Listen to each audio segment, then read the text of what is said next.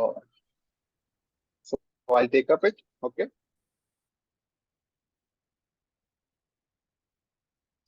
Hello. Yeah, you can. Yeah. So my dear brothers, welcome everybody on the Sunday of 25th of February for a beautiful symposium. Before we start, let us, you know, sit for a while I recite the universal invocation. O hidden life, vibrant in every atom. O hidden light, shining in every creature. O hidden love, embracing in all in oneness. May all who feels themselves as one with thee know they are therefore one with every other. Thank you so much. The topic for today's symposium is कभी भी the करोगे तो ये करना है. same the, the same theme that we incorporated for the 148th International Convention, exploring and understanding universal intelligence. It is uh, very vast. I don't know how much vast it is because the more and more you explore, the more and more it comes. That is what intelligence is all about. Uh, it doesn't have any limit. It doesn't have any end. It expands as an infinite. If you really understand, or if you get to the preliminary basis, the universal invocation which I have read right now, that itself is the starting point for what is called exploration and understanding universal intelligence. Because often we go somewhere, we catch so many other literatures, books, etc., etc., to understand a small miniature of topic. But when you look at the basics, when you understand the significance of a term, and you go deep inside and you reflect on that, that itself forms the basis of entire subject.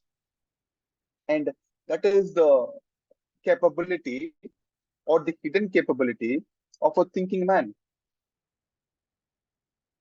In this topic, it is more of, you know, what to give.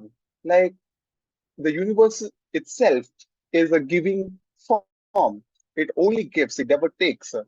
So in this topic also, when we explore and understand the universal intelligence, the words seem so much so complex, universal intelligence, exploring, it seems very complex and tight. But when you go back to the basics, when you touch these light points, and you sit and you just realize that you are just an atom, bundle of atoms, millions of atoms, and you are here doing the act that is prescribed by the universe, then you realize that life is so simple. So in this symposium, Brother Varun, Smita, and myself will be taking the charge, exploring the topic. Not so much so because the time itself is 1 hour. I told you the topic is vast, but in the given time, we'll try to, give us an understanding for ourselves first and for the brothers next. So, without any further delay, I would like to invite the first speaker, Brother Varun. I happened to meet Varun in December 2022 for the youth conference, international youth conference. He was the coordinator. He was like acting as the in charge for us because it was the first time. It was the first time for all of us, and he happened to be a good friend. Yes. So Varun uh, completed his master's in mechanical engineering, and he's having a 13 plus years of experience in automotive industry, and he's also uh, inclined by theosophy by his family because his grandparents were initially members, and he actively participated in various activities since the last 7 years for Bangalore City Lodge. And he participated in various youth conferences organized in the city of Adayar in the year 2018 and 19. And he also was, as I told you, for the 2022, he was also a main part for the youth conference, which was organized by the Bangalore City Lodge, I guess. And lately, he has taken the role of treasurer for TOS Bangalore and actively participating in TOS activities done by Bangalore City Lodge. So, with this small introduction, I would like to request Varun to take up the show. Thank you. Thank you, Harsha. My voice is audible? Yeah, sure. He's audible. Yeah. Thanks, Harsha, once again for the introduction. And first of all, I want to thank everybody for giving this opportunity to be part of this symposium today. As Harsha rightly pointed out, it's a very, very vast subject.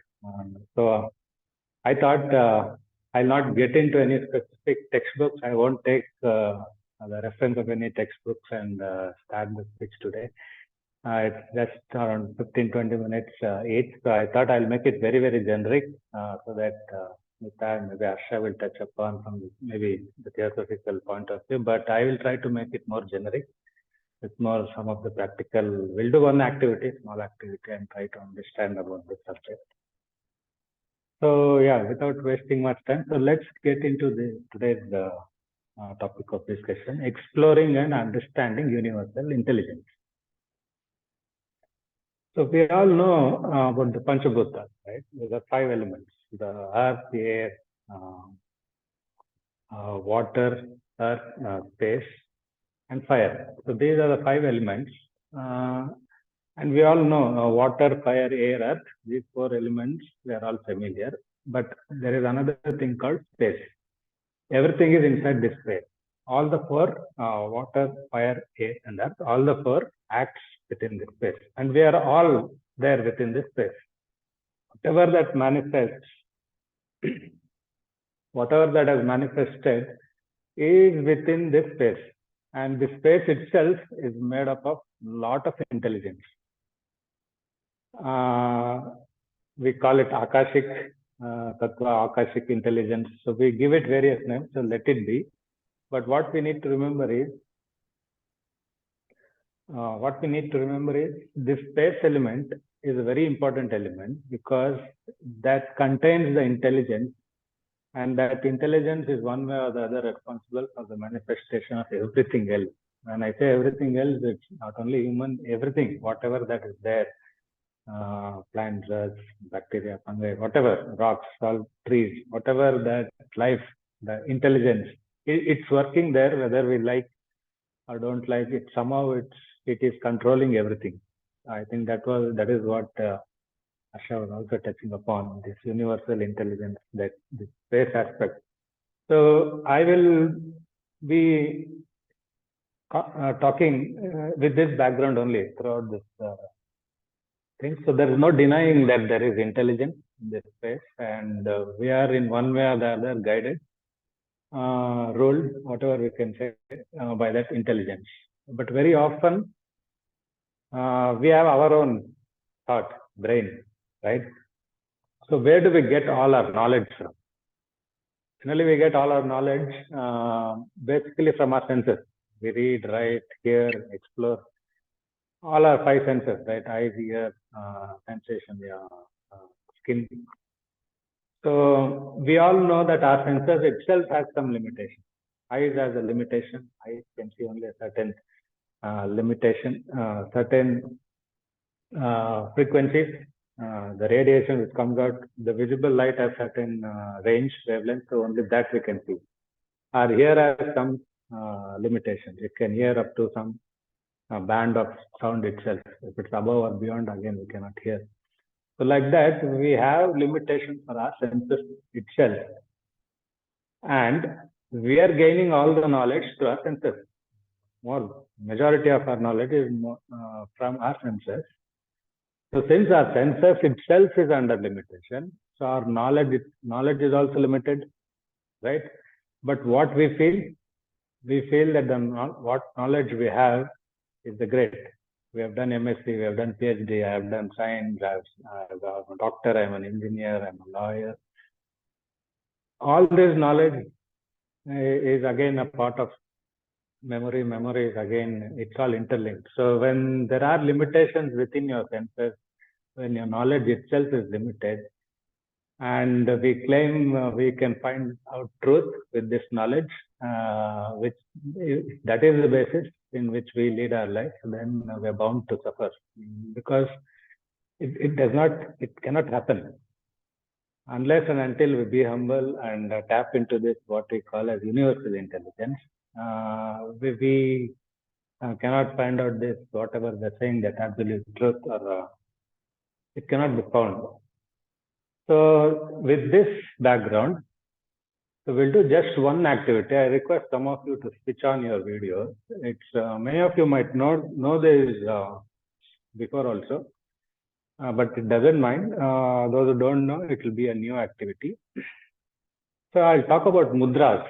3 mudras I'll talk about, and I'll try to connect it with intelligence. Okay. I'll request few of you switch on the video and just follow what I'm telling. Everybody know this, right? Everybody know this mudra, chin mudra. You touch your thumb finger with this first finger, and the other 3 fingers, don't leave any gap. Keep it very close together and just place it on your lap. It doesn't matter where you're sitting. You're sitting on a chair or a floor, doesn't matter. Just do this chin mudra. Just keep your hand on your lap as far as possible, close to the knee. Okay? Close your eyes and just take a deep breath and observe which part of your body is expanding and contracting. Chin mudra, if you have any doubts, you can ask. Very simple. Chin mudra, keep it on your lap. Don't leave any space. Keep it close together. And just close your eyes, breathe in, breathe out. And some of you can unmute and say which part of your body is expanding and contracting. Let's do it. Close your eyes. Breathe in, breathe out 3-4 times consciously.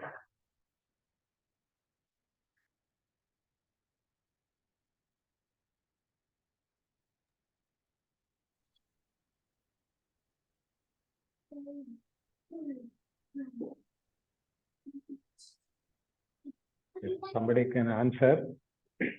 Abdomen. Abdomen. Others? Chest. Chest. This one. Chest and abdomen. I'm not able to see everybody's video, but yeah. It's generally the lower half of your body, abdomen or stomach. You feel that your chest is also moving, but very consciously if you observe, there might be very light movement on your chest, but maximum movement, most of your movement will be on your stomach or your belly part, right? This is chin mudra. Now we will do one more mudra.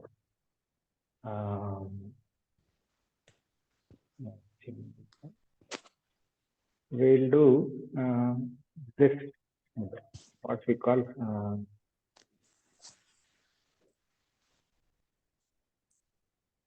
this. Same thing, similar to chin mudra you keep, and just you close your 3 fingers. Similar to chin mudra, close your 3 fingers. Same thing will repeat. Okay. I forgot the name. Maybe I'll get back to you. It's there, but it's not coming. But doesn't matter. Keep like this. Hold all your 3 fingers. Keep on your lap. Again, breathe in and breathe out.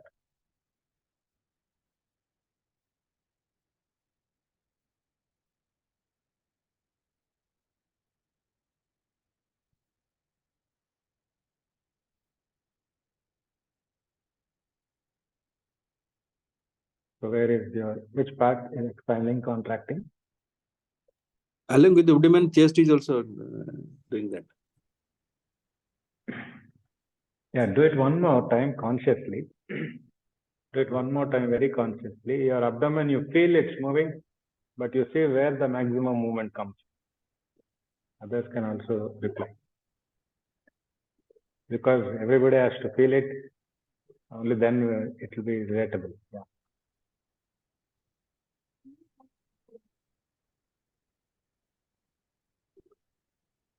Do it once more, consciously.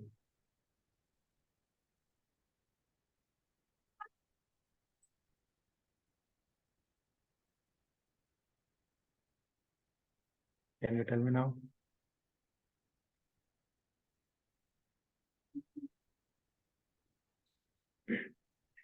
Now concentrate only on your chest, okay? Keep all your concentration only on your chest. Keep this mudra to breathe in, breathe out.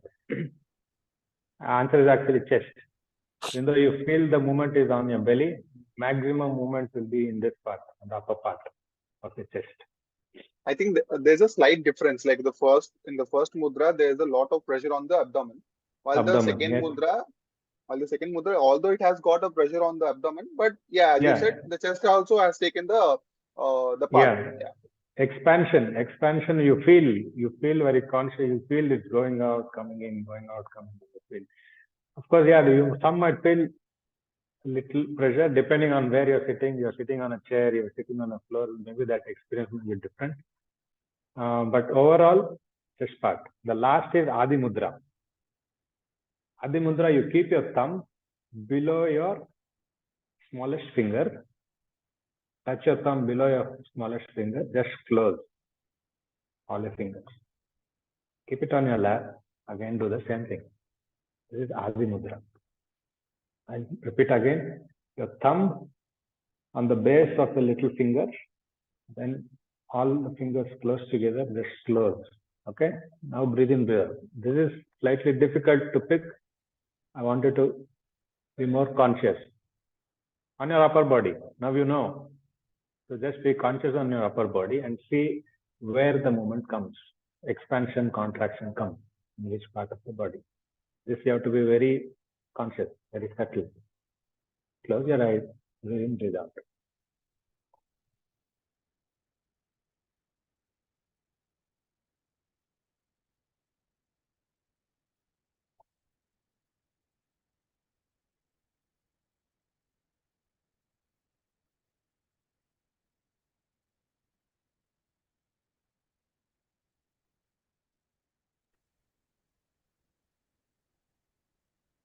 Chest. Anybody? Chest. Chest was in the previous mudra. Every mudra is specific. That's why I said very subtle. Now again, do it very, very consciously. Of course, you feel there is a chest movement, but observe this part of the shoulder. You feel the shoulder going up, coming down, going up, coming down. Do it very consciously once more time.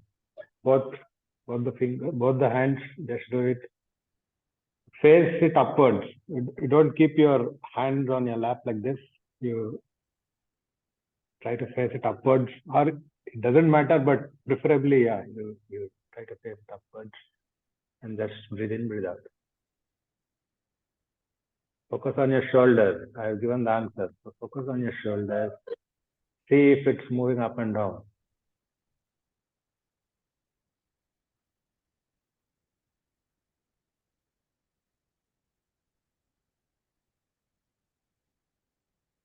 Can you feel it? Anybody? Little bit. Little bit, yeah. So that's it. These three mudras. So one is Chin Mudra, other one I forgot. I'll get back to you. The last one is Adi Mudra. This is called Adi Mudra because if you see any child, even when it is born, even when the child is in the mother's womb, so you can see all the scans. Always the finger will be closed like this. The first mudra that a human being can, a baby also can do. So this is called, that's why it's called Adi Mudra. So we don't know. Maybe this is the region. This is the mudra. If we have, maybe that's how baby can get the maximum air out of the mother, or maybe even when after the child is born, it can tap in more air and keep the lungs active. So I'll come to the technical part of it now, how we can connect this to intelligence. So lungs is divided into three parts, the lower half, the middle, and the upper. So when we did the Chin Mudra, the lower half is getting activated. So that's why we find the movement at the belly. So when we do the other mudra, second mudra, the center, middle portion of the lungs is getting activated. So whatever we breathe, the channel, the flow of energy is getting directed mainly to the central part of the lungs. And when we do the Adi Mudra, it's on the upper part. That's why we feel the movement here. Although we feel slight movement, but it's difficult. Unless you can practice it more, and definitely you'll start feeling that your shoulders are moving up and down. So is this not intelligent? It does not need thought, right? All these actions, the working of your heart, it does not need your thought. It goes on to do its duty with its own intelligence. The function of kidneys, liver, whatever you think, whatever is there inside you, it's all having its own intelligence. It's all working without the influence of any of your thought, etc. Right? So is this not intelligence? Just by the variation of the way you hold your fingers, if the channels of energy is getting altered within your body, so is this not intelligence? If this is not intelligence, then what it is? So there are. So we say, right? Yat pindam tat brahmande. As above, so below, microcosm. So it's all connected. So what's above is below here. So we all know about that. We all talk about that. But this is all connected. Whatever I'm saying, the flow of energy within the body is all regulated just by the way you hold your fingers, the way you hold your fingers. So if all this, so much can happen within our body, is it happening without any intelligence? Definitely no, right? There is some intelligence which is there inbuilt, which is being guided by something else above. So that is the universal intelligence, we may call it, whatever we may call it, Akashic intelligence, whatever is there in the space. Suppose I'm sitting here, I'm delivering a talk, and if I think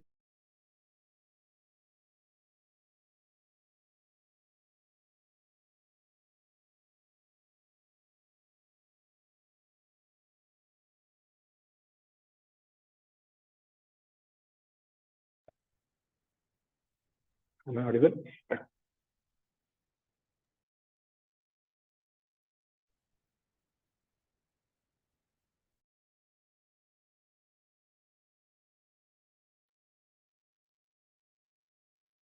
Hello?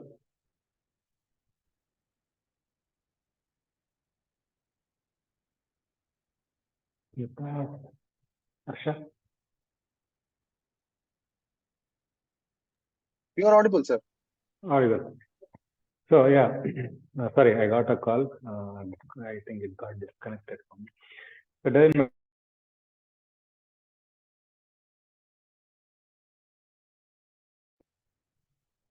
not because of my own weight or something else. It is because of gravity. It is because of many other things that is happening. This gravity or whatever, everything is acting. That is the reason I'm able to sit here. Still, it is not because I'm fit. My body is here and I'm sitting here in the space. It's not like that. This entire space has a memory, as an intelligence, and we are continuously being guided by all this intelligence. So it all depends on us how much intelligence that we are able to tap in. And if we limit our capability just to our thought, I'm not saying thought is, it's a conscious thought. We give a lot of importance to consciousness. Of course, thought, consciousness, all that is one aspect of life. That is very important. But all that leads is to knowledge, and that we know our knowledge comes from our senses and it's limited. And if we try to find and lead our life with this limited knowledge, etc., so we will not end up finding what we call the ultimate truth. So we have to open up. We have to open up to this universal intelligence. It is there guiding us. Example we took of the small mudras. We can go on and on with chanting of Om with this mudra. Again, it activates the lower parts. And in the lower parts, again, we know there are a lot of chakras. So when the frequency of this particular chakra, which is then a belly, and if the frequency of that matches, so that is when the universal intelligence can pour in more energy into our body. So when we do this mudra and chant Om, again it activates this part, again, we know there are a lot of, there is a chakra here, heart chakra. So when the frequency of this meets with the frequency of that, that is when the energy flows into our body. So we can go on and on. So this is what universal intelligence that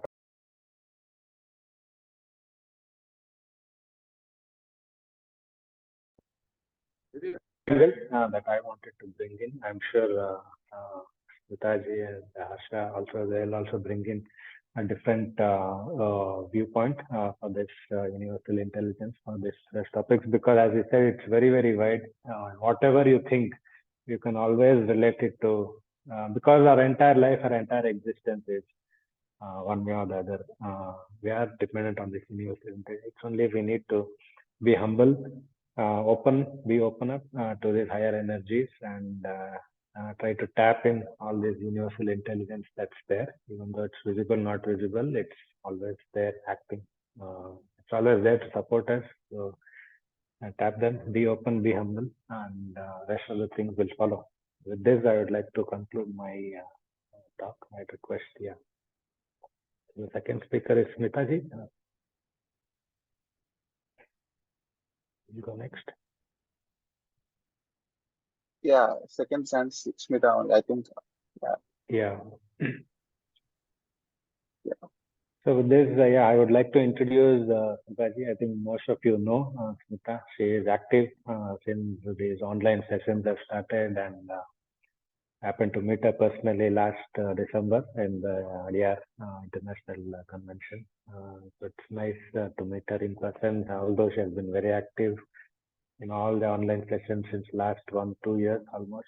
So brief introduction. So she works as a senior product specialist at BPL Medical Devices in Hyderabad, and she has been a member of TS since 2006. She has been delivering a lot of online lectures and also moderating a lot of sessions. Most of you know her. So with this brief introduction, I'd like to request Smita ji to talk about this. Thank you. Thank you, Varun. Thank you for the introduction. So let's start. So before exploring and understanding universal consciousness, we need to understand what is intelligence. Intelligence is a multifaceted and complex cognitive ability that involves various mental capacities such as reasoning, planning, solving problems, abstract thinking, comprehending complex ideas, learning quickly, and learning from experience. And universal intelligence is considered as a cosmic principle associated with divine intelligence and wisdom. It represents the universal mind or consciousness that pervades and guides the evolution of all life. It is seen as a guiding force influencing the evolution and interconnectedness of all life beyond the scope of individual ability. The universal mind or universal consciousness is a metaphysical concept suggesting an underlying essence of all beings and becoming in the universe. It includes the being and becoming that occurred in the universe prior to the emergence of the concept of mind, a term that more appropriately refers to the organic human aspect of universal consciousness. Let's take some examples. We all have heard about aurora borealis and aurora australis of the hemispheres, right? These are the cause of the beautiful light show in the night sky, which involves the interaction of the solar wind with Earth's atmosphere. And we all know the rainbow thing. That's everybody must have seen. So that is during the rain in the sky when the light from the sun scattered by the water droplets. Beautiful sun, beautiful 7 rays of color appears on the sky. And the bioluminescent light of the firefly gives a beautiful feeling of stars on the earth. So nothing, so these are all the expressions of the universal intelligence. So, and human intelligence is to explore and understand the reason behind this phenomena. Nothing in the natural order of the universe is random. Our existence is not mere luck. Once upon a time, a ship caught in a storm in a sea. The ship got destroyed, and all the passengers in it were drowned in the sea, except one man.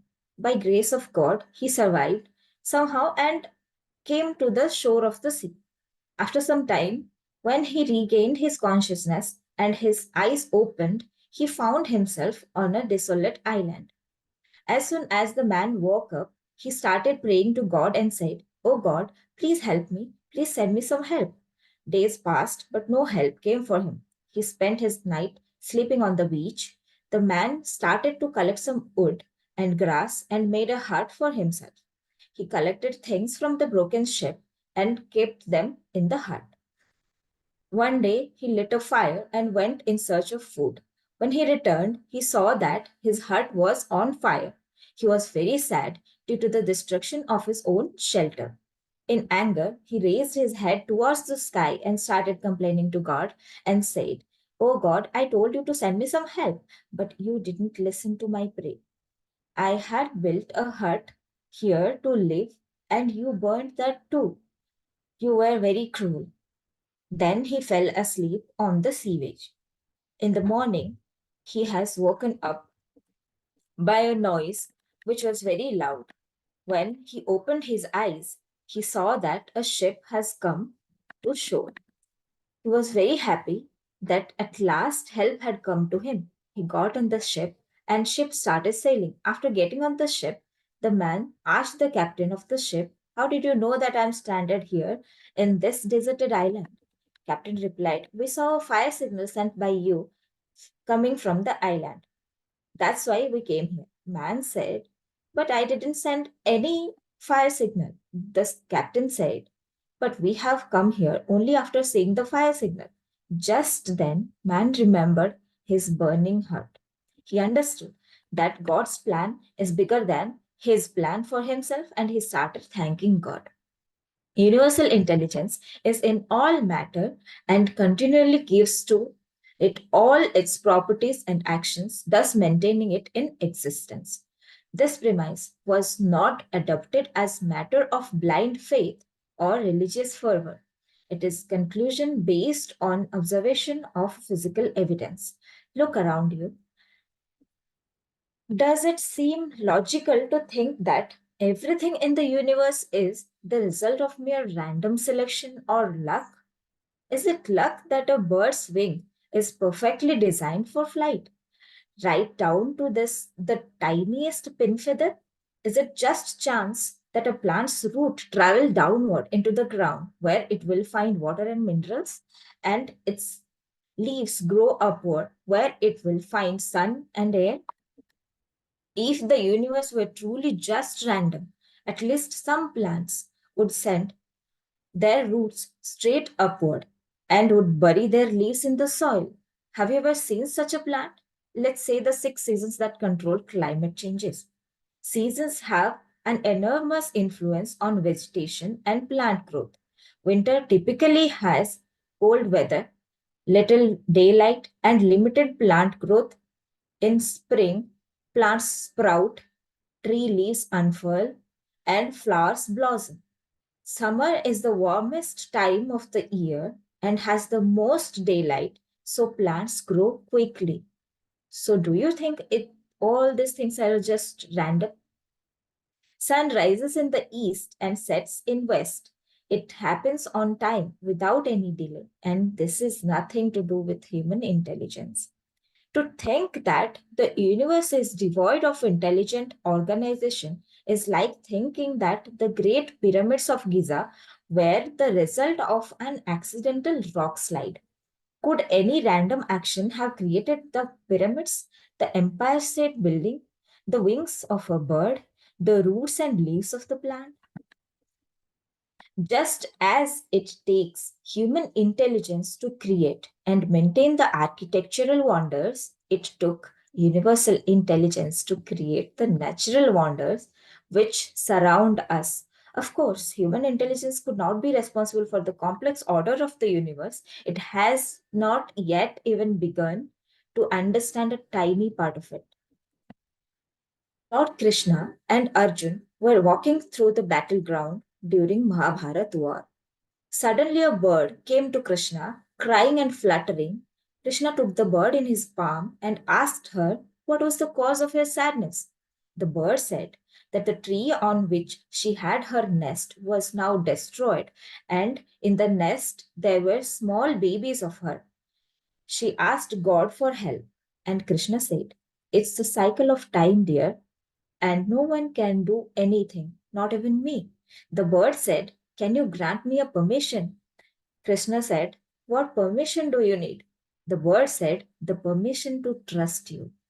Krishna smiled and said, "Of course." The bird then flew away. Krishna asked Arjun for the bow and arrow. Arjun was pretty surprised because Krishna had promised to not use the weapon on the battleground. But without saying anything, he gave it. Krishna now focused the arrow on to an elephant passing by. The arrow then hit the bell that was there around the elephant's neck. Arjun smiled and said, "God, let me get the bow and arrow. I can kill the elephant in less than a second." God said, "It's okay. This is what I wanted." Arjun was confused, but he knew that Krishna is the Almighty and whatever he would do would only be for someone's happiness. After 18 days, the great battle of Mahabharata ended and Pandavas won. Arjuna and Krishna were again walking through the battleground, and they were found the bell which had fallen from the elephant's neck that day. Krishna told Arjun to pick it up, and without even a question, Arjun took the huge bell and voila. The bird and her little babies flew towards the sky. Arjun's eyes were filled with tears. He had nothing to say. He fell on the Lord's feet and only cried. Since it was not human intelligence, it had to be something greater than that. That something is the what we call universal intelligence. We don't know what it is, where it came from, what its intent is, or even if there is an intent involved, we know only that it must exist or nothing else would. Human intelligence has its limitation, whereas the universal intelligence is far from any limitations. The knowledge of mind is the highest and hardest just because it is the most concrete of sciences.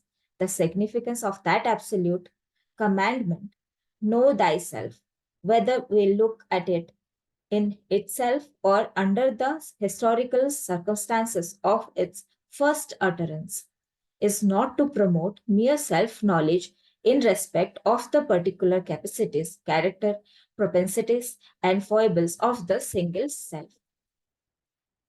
Nothing in this whole existence is by chance. Nothing happens out of the blue. Things happen because it has to happen. Now the question arises, if nothing in this universe, sorry, is random, then why is it that one person struggles for life while another lives a happy life and comfortable life?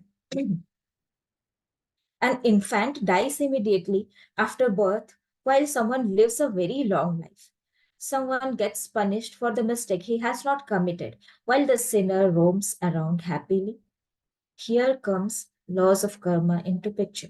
The law of cause and effect works and governed by the universal divine intelligence, but physical law is made and governed by human intelligence. For example, suppose someone breaks the traffic rule. It's a simple example.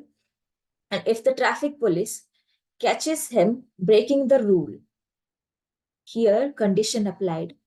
If if he has if he the traffic police catches him, then he has to pay the fine, otherwise he is innocent. Similarly, when someone commits a crime, here again the condition applies.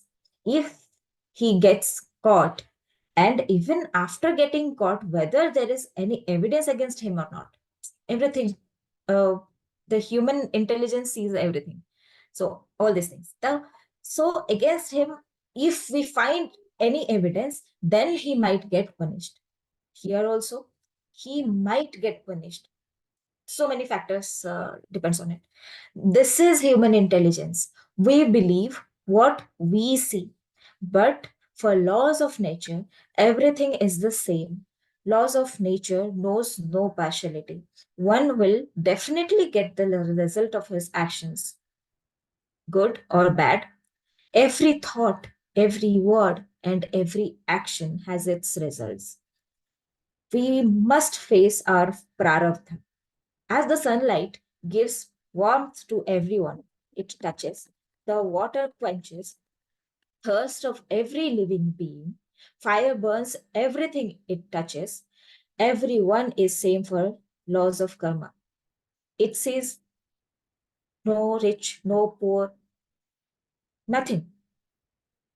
It is same for everyone.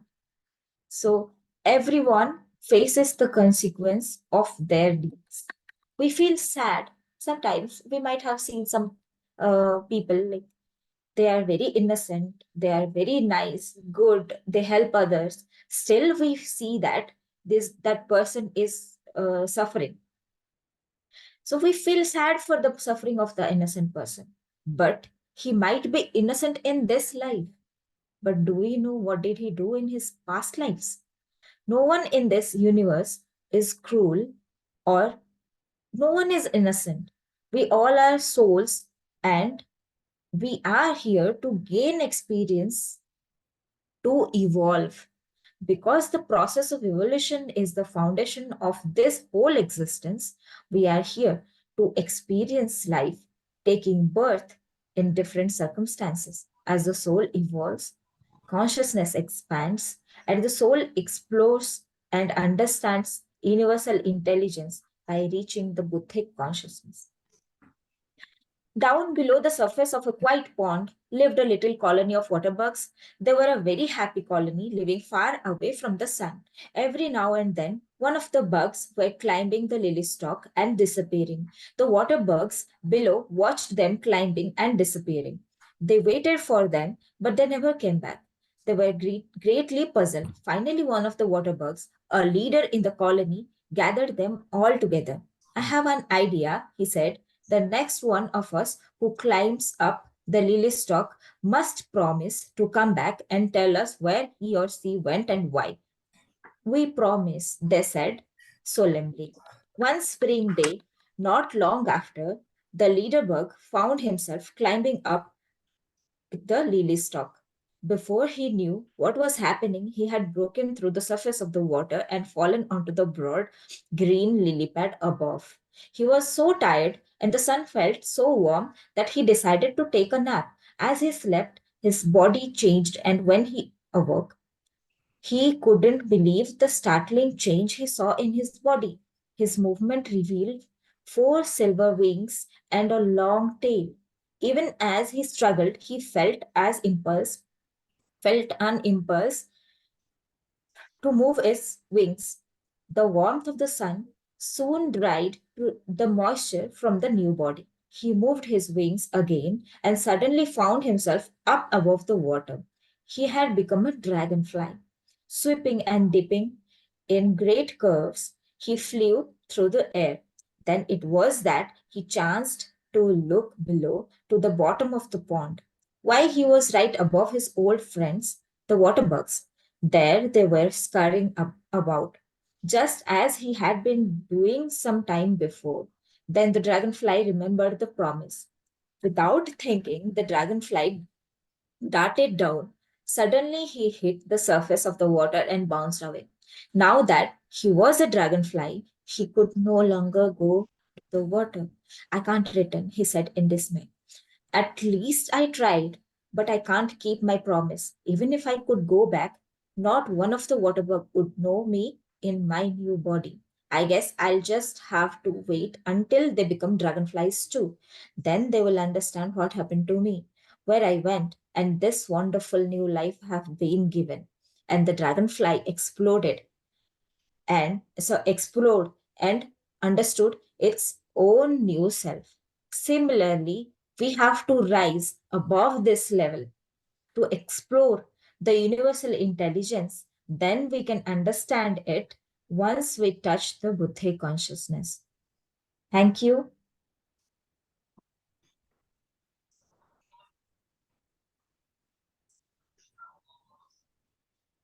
So, thank you, Varun, for a nice talk. So we didn't, because we three are doing the moderation. So thank you, Varun, for your nice activity and your talk. So our next speaker is Brother Harsha.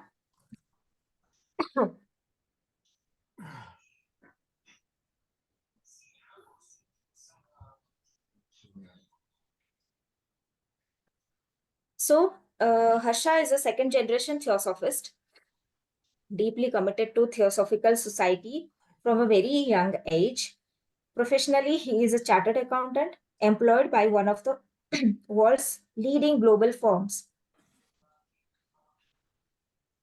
What sets Sri Harsha apart is his unwavering passion for the subject matter of theosophy, which has been a lifelong source of intrigue and curiosity for him within the Theosophical Society. Sri Harsha actively engages with the International Youth Forum, where he shares his knowledge and insights as a speaker at the Young Indian Theosophists Forum. His dedication extends to serving as the Vishakhapatnam Lodge Secretary for 2 years, where he has taken part in numerous activities to promote and illuminate theosophy.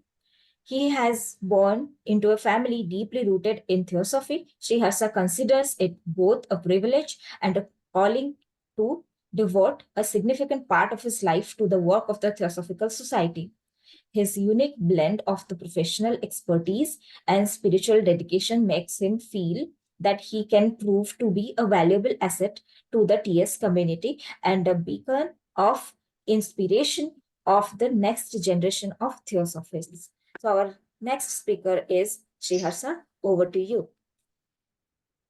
Thank you so much, Smita.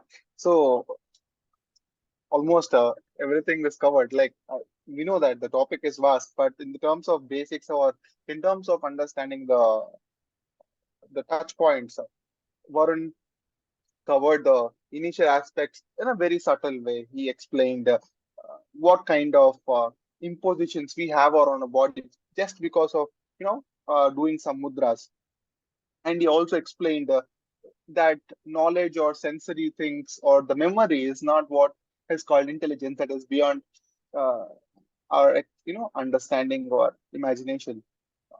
It is, if we seek truth with this limited knowledge, then and as he said, we are not going to be there. Smita also covered beautifully, where she talked widely. She touched on different aspects, and she explained few stories also. And yeah, with that into consideration, I would like to tell you, just imagine on the day when not you are born or not when I was born, when the day Earth would have born. We don't know the probable date, but yeah, if we take into a scientific explanation, there's the Big Bang theory. So let's consider that Big Bang theory. So there's a collision of two huge, uh, planetary objects. Then after the collision, there was lot of heat. After that heat, it took lot of time. After that, years passed, millions of years passed. Then finally, we are in a position where we are, living in a place happily. All this happened without our intervention. Just we have to take a moment of gratitude. What did we even do, or what are we even? in this entire cycle of evolution.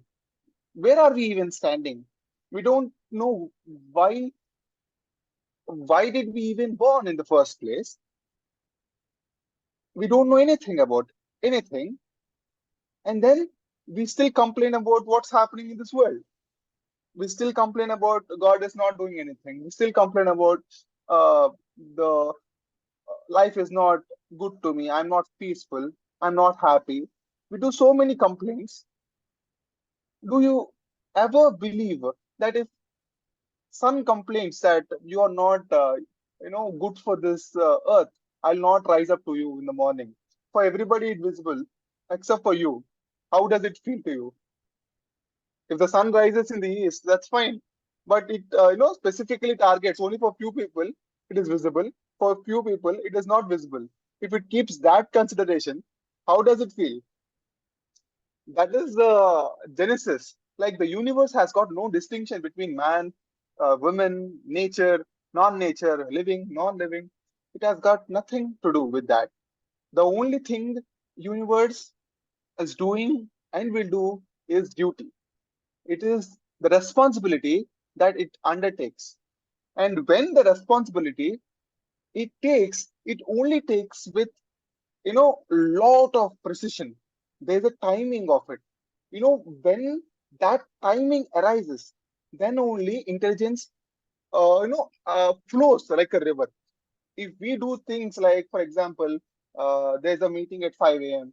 I have come at 5:30 a.m. Then I say that meeting is concluded at 5:45 a.m. This is not intelligence. There is a proper timing. Human being has got different other attributes to do other than timing. He has to involve so many activities. He has to deal with emotions. He has to deal with his personal commitments. He has to deal with so many other things, which is very simple, yet he makes it complicated. But in this world, in this gigantic world, in this universe, there are so many planets. Milky Way is small speck of what is called in the millions of galaxies. Milky Way is just a small speck. In that Milky Way, we are just a small planet. In that small planet, we are in a small country. In that small country, we are in a small city, small house. For that, universe is not complaining at all. It is showing up daily.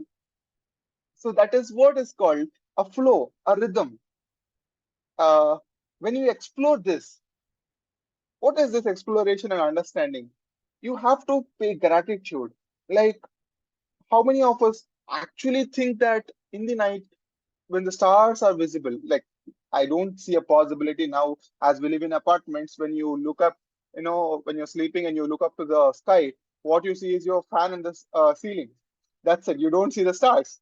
But if you happen to see the stars and look how beautiful they are, then you understand the alignment of how beautiful this nature is also.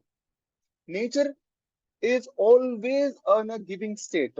As I told earlier also, the very nature of nature is to give.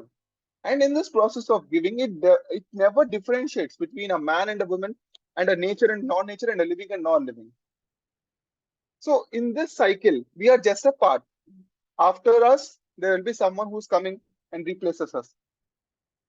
Because we attach, because we feel that it is ours, that is the reason why we suffer. If we live just like the nature, that I come here as a tenant, I go here as a tenant, then there would be no possibility of suffering. Again, because this entire nature is scripted in a way, as in we have come here, and as Smita told, that we involve ourselves and interrupt the nature's flow by using what is called human intelligence, that we put certain rules, we give certain conditions, we live in a certain framework. We feel that that framework will help us to lead to the salvation or the spiritual glory. We believe in that falsehood for lifetime, and during the last lifetime we believe that all that we have done is wastage. Then we feel sorry for all the things that we have committed till date. This is what everything is happening in this country or the world, because in this framework we have certain duties that are not in alignment with what the nature is expecting us to do. Because let us take this. I have to, buy some product. I have to buy some product. I'm a manufacturer. I have to buy some 1,000 kg of product, which involves 800 to 900 kg of plastic. This is my responsibility, which I have, taken it as a part of human intelligence to benefit other humans who are living in this world. This is the agenda that I am a businessman. I am taking up a project which involves 900 kg of plastic, and it creates 10 jobs to 10 human beings. And this is the responsibility I take up. No nature or no universe asked this to the human being to do. But I have taken this commitment and I have, entrusted the job with taking up 900 kg of plastic. Now I have manufactured 900 kg of plastic. I have given 10 jobs.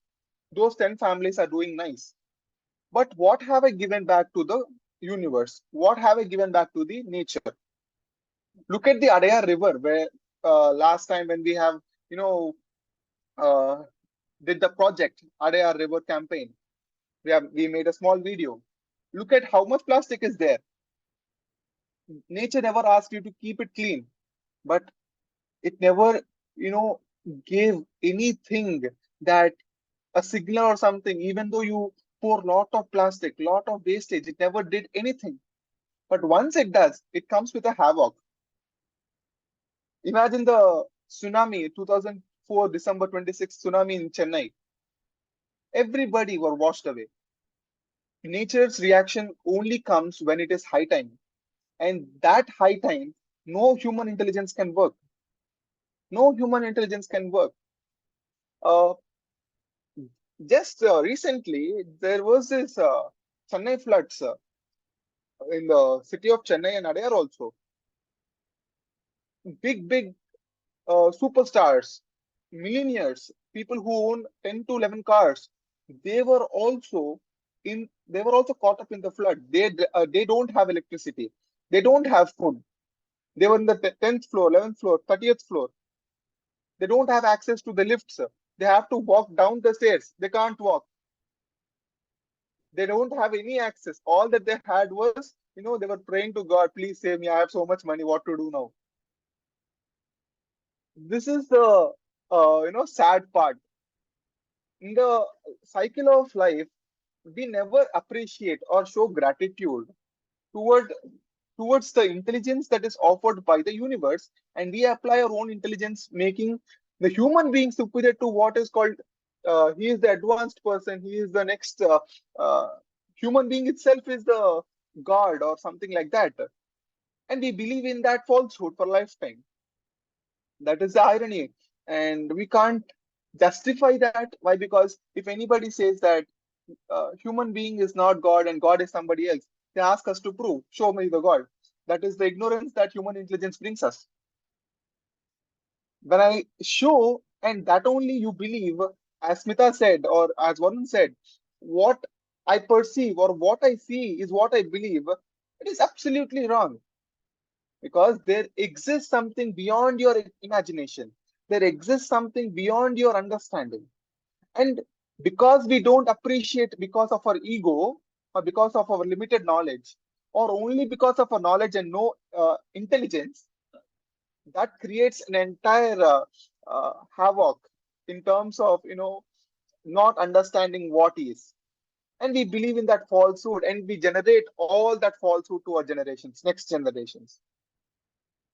This is the irony of having human intelligence, not actually intelligent naturally, but creating resource to be intelligent.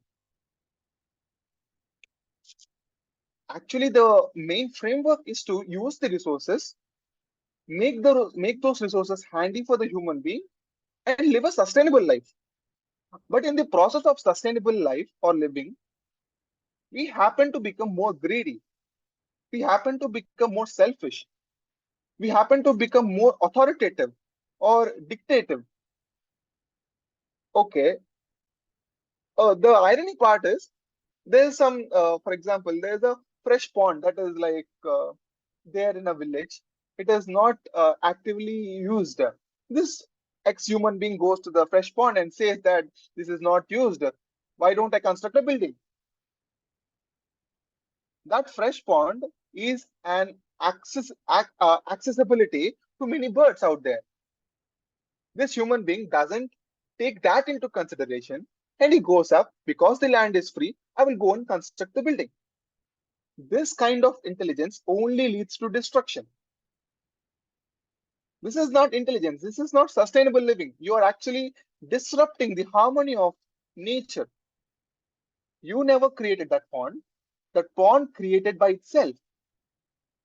So when we adapt to that thinking that you are not responsible for the creation out there and you are just a part of this mighty creation, then you understand you should only act as per what is there, but you should not create situations and you should not interrupt the flow of the nature and disturb the nature.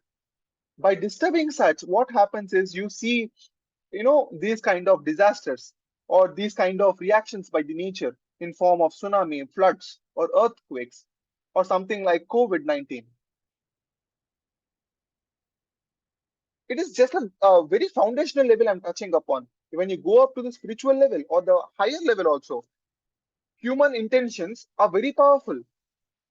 For example, I think bad of somebody, I'm manifesting that bad at a different plane, and it is taking a shape and a color over there. Just because I'm not seeing it physically, it is not that it is not existing. It is existing in some other plane. Universe takes that also into consideration, and it gives the effect of karma for that intention as well. We believe that what is existing in this physical level is what is everything. But no, all these thoughts, all these intentions, all these ideas that you're carrying or you are throwing to the universe, those again will be manifested. That is why it is a cycle. That is why it is always important that you be subtle. Don't form this kind of desirous activities, because those desirous activities, you have to take it up again once or the other in the next life birth, or somebody has to take up, because that is the power of manifestation, and universe takes every word into account. So we live in this Kali Yuga, or the what do you call it, Stone Age, and people commit mistakes, people commit sins. And there are many scriptures that also say in the Kali Yuga, people forget the good part, good deeds. So people only do bad. Okay, that is right. Okay, we do bad. But in understanding all this process, that in this Kali Yuga, we are living in a stone age where there's nothing that is good that is happening. We only commit bad. And if you believe in that process and we also commit bad, then what are we doing good? Like, because it is a bad age or because it is in a stone age, we have to make ourselves more responsible, that because everybody are living in a bad idealistic way, we have to be responsible. We have to take that authority that no, this is not the way. I have to do some good deeds. I have to help myself and my family and my surroundings. I have to be a part of the nature, but I have to not disrupt the nature. Then we can help the other co-human beings as well. Here we are not using human intelligence. We are just aligning ourselves with universal intelligence. Whenever I feel that I can change this person, then you are doing wrong. Whenever I feel that I and that person is also one with every other, as the universal invocation says, no, he is also one with every other, then automatically every yuga is a golden yuga only. There's nothing like Kali Yuga also. But because we believe in that trap that in this yuga or in this age we commit mistakes, we make sins, and we also align to that, then that disrupts the whole carnage of this world or the universe. We have to do good deeds, not because it is good for us. It is what we are supposed to do. We forgot that part, and we are trying to learn how to do good deeds, or why should we do good deeds. Simple, right? So this is the a very friendly topic, to be honest. In fact, I felt when this topic was proposed by Smita and Shikhar Bhaiya, uh, children should join for this topic, mostly like 10 to 15 age group children, because they are the children of the universe. Like they have nothing in their mind, they have no pollution in their mind, they have clear thoughts. If they understand the value of what are we giving to the nature instead of what are we taking from the nature, automatically they get in synchronization with universal intelligence. We should never try to understand the universal intelligence, it is beyond our reach. We should always be in the path of, in the harmony, to be honest, in the harmony or in the synchronization of what is coming to the universe. We have to respect that instead of destroying that. That should be the scenario or the way it is. If given a chance, maybe 2 3 hours also fall short, and it's a discussion to be really precise. It is not a short talk, it is not a lecture. It is something that we have to talk and ponder every single day. And it is a gratitude. In the end, it is all gratitude.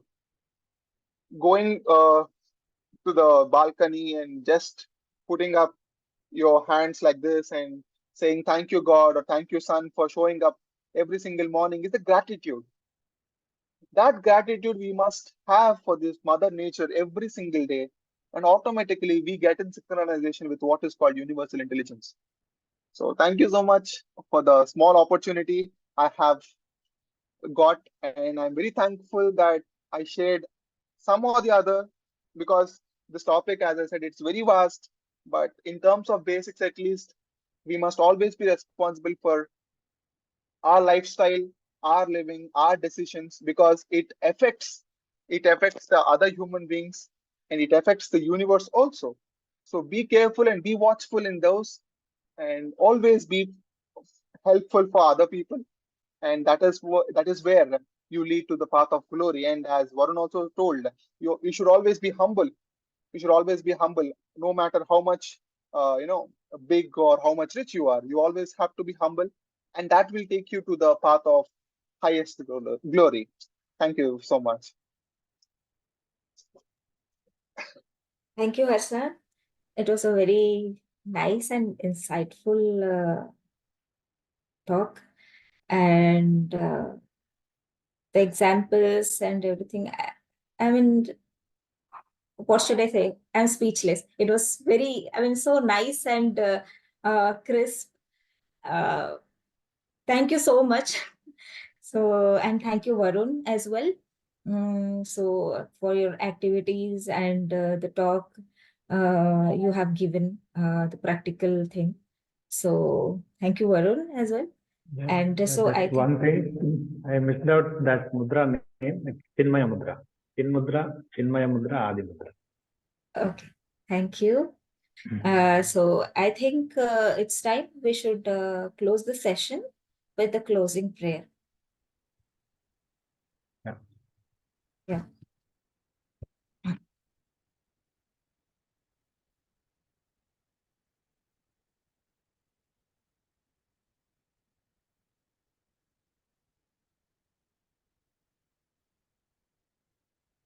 Asato ma satgamaya tamaso ma jyotirgamaya mrityurma amritam gamaya sarve bhavantu sukhina sarve santu niramaya सर्वे भद्राणि पश्यन्तु मा कश्चित् दुःखभाग् भवेत् ॐ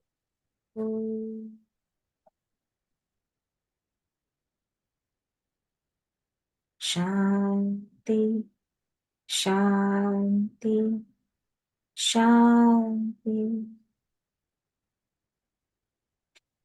Thank you everyone for joining, and we will meet next month on last Sunday. Thank you so much. Now the session is closed. Happy Sunday. Thank you.